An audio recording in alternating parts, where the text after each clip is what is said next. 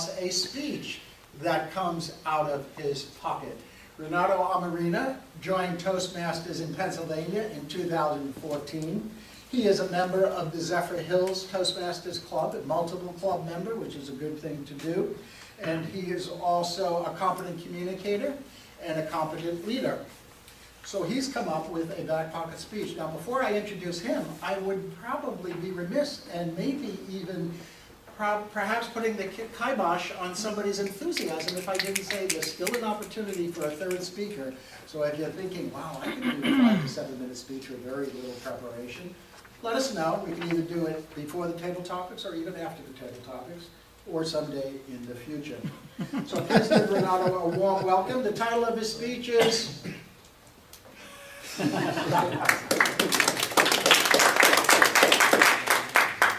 Thank you for that great introduction.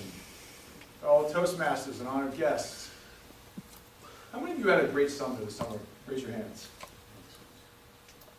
Good. I started thinking about a back pocket speech, and I thought to myself, what am I going to do now? And then I started thinking, it's the middle of September, and this is the northerner in me. Summer's over. And then it hit me. Tonight I want to share with you how I spent my summers growing up. As a kid, I was lucky enough to go to summer camp.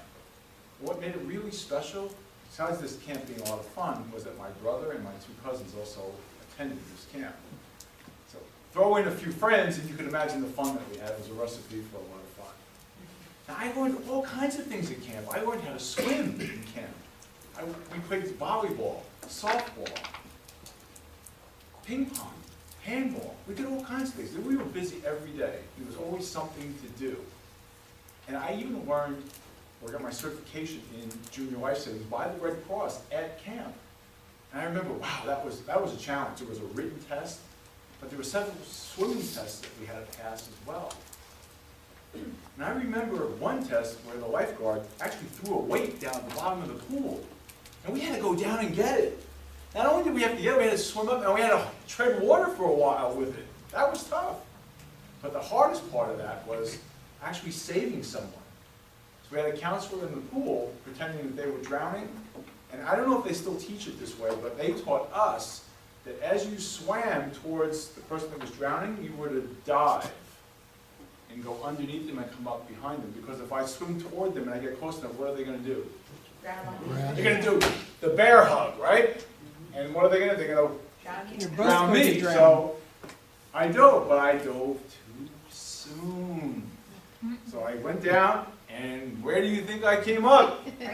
Right in front of him, and he went like that, and he grabbed me, and then he let me go. If I would have held on to me, I would have drowned.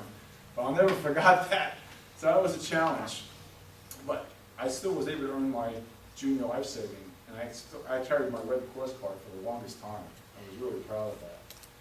But we did so many other things too. We played softball. Now I got really good at doing a lot of things from playing every day. I got good at ping pong, I got good at volleyball, but I stunk at softball. I couldn't field, and I couldn't hit.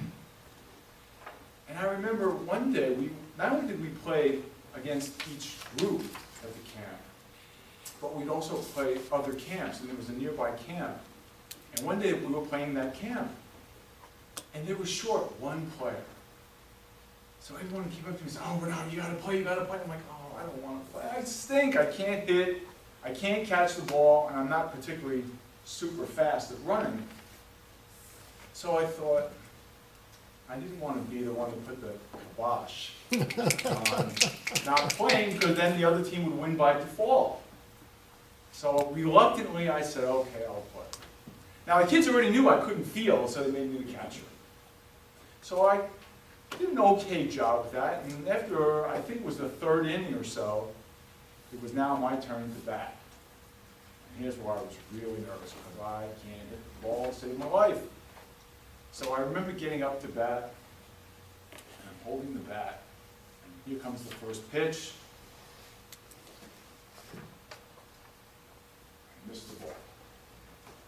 I couldn't believe it. Now the kids in the outfield, they're starting to slowly do what? I mean, well, I hate that.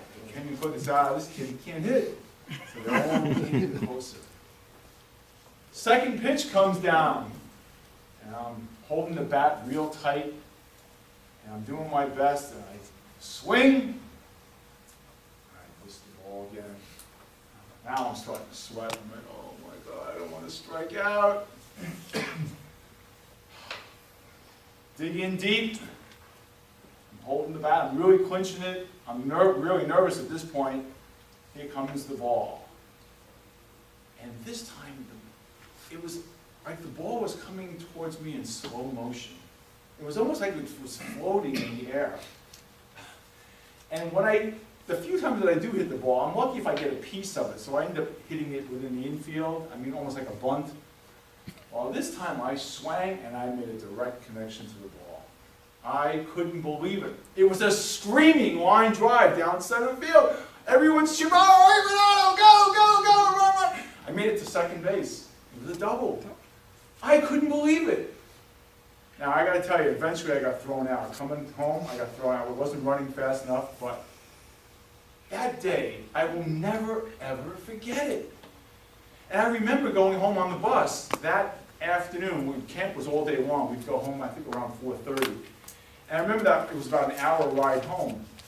And I remember thinking, if I didn't play, I never would have hit that ball, right? And if I didn't hit that ball, then I wouldn't have had the memories that I had. I mean, I felt, for a minute, I felt like an Olympic champion. Because everyone was cheering me on, and it just made me feel so incredibly good.